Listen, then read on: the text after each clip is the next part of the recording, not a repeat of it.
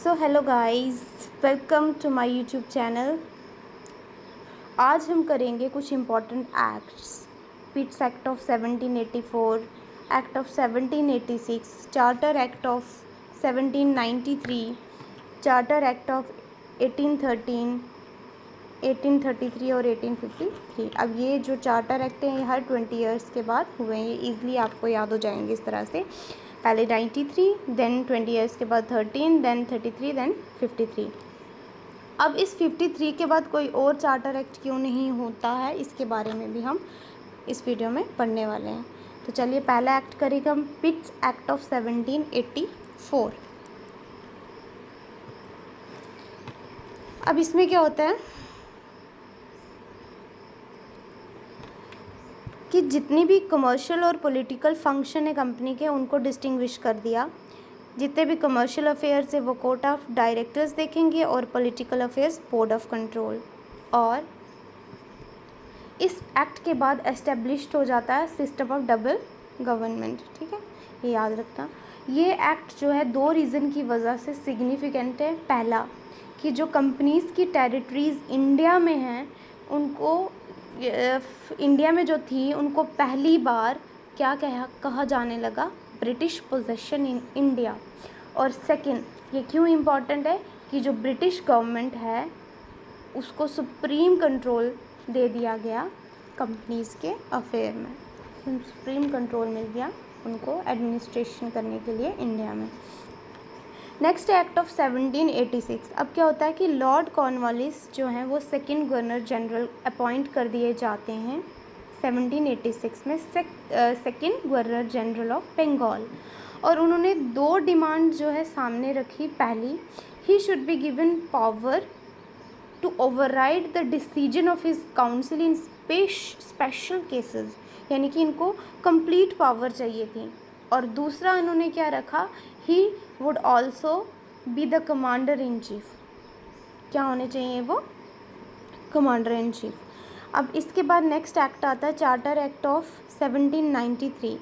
ये अब इसमें क्या होता है कि जो गवर्नर जनरल होते हैं ना बंगाल के, उनको और ज़्यादा पावर्स मिल जाती हैं। किसके ऊपर, over the Madras and Bombay presidency. ठीक है, मोर पावर्स मिल जाती हैं इनको। ओके, नेक्स्ट है, it extended the trade monopoly of company in India for another period of 20 years. Next 20 years के लिए ट्रेड मोनोपोली इनकी एक्सटेंड हो जाती है। अब क्या होता है नेक्स्ट की, it provided that the commander in chief, जो भी कमांडर इन चीफ होंगे, he was not to be a member of governor general's council, उसके मेंबर नहीं होने चाहिए unless he was so appointed. Next है, जो मेंबर होंगे बोर्ड ऑफ कंट्रोल के और उनके जो भी और बाकी स्टाफ, उनको पेड आउट कौन करेगा, इंडियन रेवेन्यू से उनको पेड आउट किया जाएगा। मतलब उनको सैलरी जो मिलेगी इंडियन रेवेन्यू से ही मिलेगी। देख रहे हैं आप। चलिए इसके आगे हम पढ़ेंगे चार्टर एक्ट ऑफ 1813। इसमें क्या होता है, चार्टर एक्ट ऑफ 1813। अब इस एक्ट के बाद जो भी ट्रेड मोनोपोली होगी कंपनी की इंडिया में, दैट इज़ इंडियन ट्रेड, जो है वो ओपनली थ्रोन ओपन कर दिया जाता है ब्रिटिश मर्चेंट्स के लिए। यानी कि अब ब्रिटिश जो है ओपनली इंडिया में आके ट्रेड कर सकते हैं। बट इन्होंने however it continued the monopoly over trade in T, यानी कि टी के ट्रेड में उनकी मोनोपोली रहेगी और साथ में चाइना के साथ सिर्फ वही ट्रेड कर सकते हैं, बाकी ये ओपन कर दिया बाकी सभी ब्रिटिश मर्चेंट्स के लिए। साथ में इस एक्ट के बाद it allowed Christian missionaries to come to India for the purpose of enlightening the people. ठीक है, और नेक्स्ट है, it provided the spread of western education among the inhabitant of British territories in India. ठीक है, western education को भी spread यहाँ पे स्टार्ट हो गया। नेक्स्ट है चार्टर एक्ट ऑफ 1833। इसमें क्या होता है, ये एक फाइनल एक्ट है। This act was the final step toward the centralization in British India. ठीक है, इस एक्ट के बाद क्या होता है, इसके फीचर्स क्या हैं। अब जो गवर्नर जनरल हैं बंगाल के, वो बन जाएंगे गवर्नर जनरल ऑफ इंडिया, और लॉर्ड विलियम बेंटिक फर्स्ट ऐसे गवर्नर जनरल बनते हैं। ठीक है, याद रखना, लॉर्ड विलियम बेंटिक जो है फर्स्ट गवर्नर जनरल बनाए गए उस टाइम इंडिया के 1833 के चार्टर एक्ट के बाद। और ये जो लॉर्ड विलियम बेंटिक थे ना, ये ईस्ट इंडिया कंपनी के ही एम्प्लॉय थे।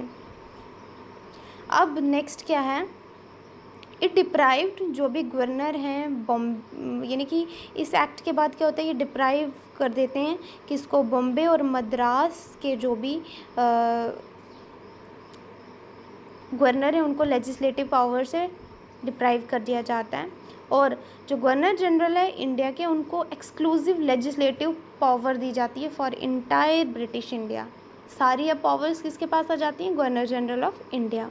ठीक है, और इससे पहले जितने भी लॉज बनते थे ना, उनको प्रीवियस एक्ट के उसमें जितने भी उसके अंडर एक्ट बनते थे उन्हें कहा जाता था रेगुलेशंस, वाइल जो लॉज मेड, जो फर्दर इस एक्ट के अंडर जो लॉज बनेंगे उन्हें क्या कहा जाएगा, एक्ट्स। ठीक है, यानी कि पहले उनको रेगुलेशंस कहा जाता था, नाउ एक्ट। और इस चार्टर एक्ट ऑफ 1833 ने क्या किया, it attempted to introduce a system of open competition for civil servants. ठीक है, बट कोर्ट ऑफ डायरेक्टर ने इसे निगेट कर दिया। फर्दर ये पास हुआ 1853 के चार्टर एक्ट में, बट 1833 में इंट्रोड्यूस तो किया था open competition, but court of director ने इसे निगेट कर दिया। अब नेक्स्ट है चार्टर एक्ट ऑफ 1853। अब देखो ये आपका लास्ट चार्टर एक्ट है, इसके बाद भी 20 ईयर्स के बाद होना चाहिए था एक और चार्टर एक्ट, बट 1857 के रिवोल्ट के बाद पूरी हिस्ट्री ही बदल जाती है। ठीक है, इसके बाद डायरेक्ट क्राउन रूल स्टार्ट हो जाता है। अब इस एक्ट में क्या होता है, चार्टर एक्ट ऑफ 1853, ये एक last series of charter act है, ये लास्ट सीरीज़ है, और this was passed by the British parliament कब, 1853 में।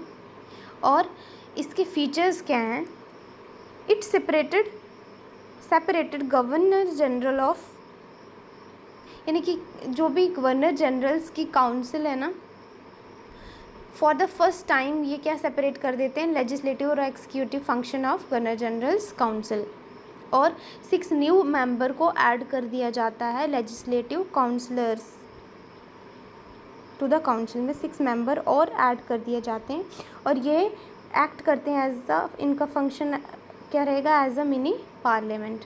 ठीक है, this legislative wing of the council functioned as mini parliament. ठीक है, और ये अडॉप्ट कर रहे थे सेम प्रोसीजर जैसे ब्रिटिश पार्लियामेंट में होता था। अब अगेन इसमें ओपन इंट्रोड्यूस करते हैं open system of selection and recruitment of civil civil servant के लिए, ये अगेन इसमें इंट्रोड्यूस करते हैं open competition under Macaulay committee of 1854। ठीक है, तो ये थे कुछ इम्पॉर्टेंट पॉइंट्स इस के चार्टर एक्ट ऑफ 1853 के। अब इसमें लास्ट एक और इम्पॉर्टेंट फीचर है, वो ये है कि अब इससे क्या हुआ कि इसके बाद it extended company's rule and allowed it to retain the position of Indian territories on trust for the British crown. यानी कि कंपनी के रूल को एक्सटेंड तो कर दिया, बट कोई पर्टिकुलर पीरियड स्पेसिफाई नहीं किया, मतलब इससे पहले स्पेसिफाई कर देते कि 20 ईयर्स के बाद वो फिर से आप जो है रूल करेंगे, बट इससे तो एक चीज़ क्लियर हो गई ही कि कंपनी का जो रूल है कभी भी टर्मिनेट हो जाएगा जब भी पार्लियामेंट चाहेगी। ठीक है, अब लोकल रिप्रेजेंटेशन जो है स्टार्ट हो जाती है इसके बाद, इससे पहले लोकल रिप्रेजेंटेशन नहीं थी, and it introduce for the first time local representation in Indian legislative council, जिसमें जो 6 मेंबर थे उसमें से 4 जो हैं वो अपॉइंट करेंगे लोकल प्रोविंशियल गवर्नमेंट। कहाँ से, एक मद्रास, एक बॉम्बे, 1 बंगाल एंड 1 आगरा। ठीक है, सो अगर आपको मेरी वीडियो पसंद आई तो प्लीज़ मेरे चैनल को सब्सक्राइब करें। Thank you so much for watching my video. Bye bye and have a good day.